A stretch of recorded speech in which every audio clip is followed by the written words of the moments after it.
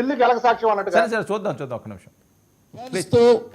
ప్రశ్నలు వేయించావు కదా నా భార్య పట్ల, నేను కొన్ని ప్రశ్నలు వేయాలి.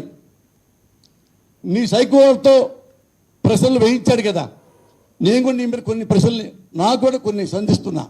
పవన్ కళ్యాణ్, నువ్వు షూటింగ్కి వెళ్ళేటప్పుడు వెళ్ళంగానే నీ పెళ్ళాం నీ ఇంట్లో పని వాళ్ళతో అక్రమ సంబంధం పెట్టుకుంది అని ఎవరో చెప్పారు. మాట్లాడేది అంబటి రాంబాబు గారు బయట ప్లే చేయండి. తెలుగుదేశం పార్టీ తరపున ఉండి అనరాని మాటలు కూడా తెలుగుదేశం పార్టీ తరపున ఉండి వైఎస్ఆర్ కాంగ్రెస్ పార్టీ నాయకుల్ని దూషించినటువంటి సందర్భాలు లేవు. ప్యాకేజీ గీకేజ్ అంటే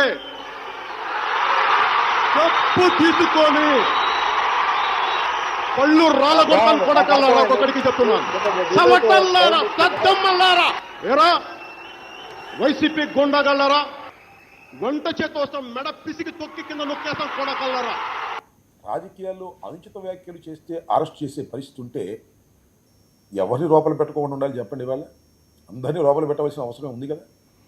అది కూడా సంవత్సరం క్రితం చేసిన అనుచిత వ్యాఖ్యలను వారి ప్రభుత్వం అధికారంలోకి వచ్చిన తర్వాత ఎక్కడో రాష్ట్రంలో ఒక మూలన ఒక కంప్లైంట్ ఇచ్చి పోలీసులు తమ చేతిలో ఉన్నారు కాబట్టి అది రిజిస్టర్ చేసి పోలీసులను పంపించి అరెస్ట్ చేయటం అనేది ధర్మమేనా? రైట్, ఇది శాంతిప్రసాద్ గారు.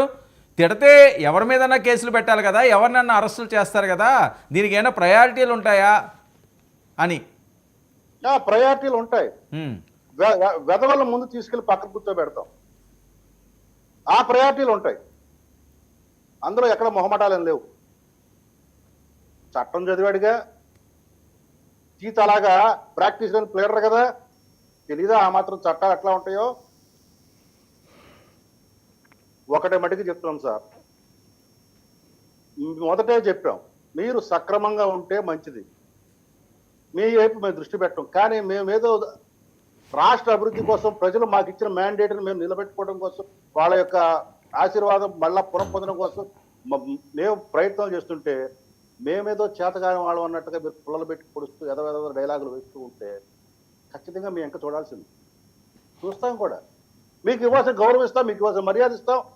తర్వాత ఆ పుచ్చుకున్న తర్వాత మీరు చేయాల్సిన పనులు, చట్టపరమైన పనులు మీరు చేసుకోండి, మాకేం అభ్యంతరం లేదు. చట్టం ఏం చెప్తే మేము అది ఫాలో అవుతాం. ఈరోజు ఇద్దరి మీద పెట్టిన సెక్షన్లు సస్టైన్ కావాలి. ఇవాళ మీ ఛానల్లోనే ఒక పెద్ద ప్లేయర్, ఈ భారతదేశంలో ఎప్పుడు చూడని ఒక మేధావి ప్లేయర్ తీసుకొచ్చి కూర్చోబెట్టి డిబేట్ నడిపారు కదా మీరు. మరి జడ్జి గారు ఏం చేశారు అక్కడ? ఆ మేధావిని వెళ్ళి మరి అక్కడ జడ్జి గారి ముందు ఆర్గ్యుమెంట్ చెప్పనపోయారా? ఈ మీ ఛానల్కి వచ్చి దిక్కుమాలి మా ముందు ఆర్గ్యుమెంట్ చెప్తాడు ఎందుకు? జడ్జి గారి దగ్గరికి వెళ్ళి, అమ్మా మీరు కానీ మీ యొక్క న్యాయ వ్యవస్థలో ఉన్న వాళ్ళు కానీ, లేదా పోలీసులు కానీ, పోలీసు వ్యవస్థలో ఉన్న వాళ్ళు కానీ ఎవరికి చట్టాల గురించి తెలియవు, మీరు ఏమాత్రం అవగాహన లేదు, ఇటువంటి కేసులు అరెస్టులు చేయకూడదు, అరెస్టులు చేసి తీసుకొచ్చినా మీరు రిమాండ్ ఇవ్వకూడదు, ఇదిగో ఫలానా చట్టం ఉంది, ఇదిగో ఫలానా సుప్రీంకోర్టు తీర్పు ఉంది చెప్పచ్చుగా. పోయి కోర్టులోకి వెళ్ళి పోరాడు. సో ఇంకా అరెస్టుల పర్వం మొదలైనట్టేనా? పర్వం మొదలైందని చెప్పలా. ఎవడైతే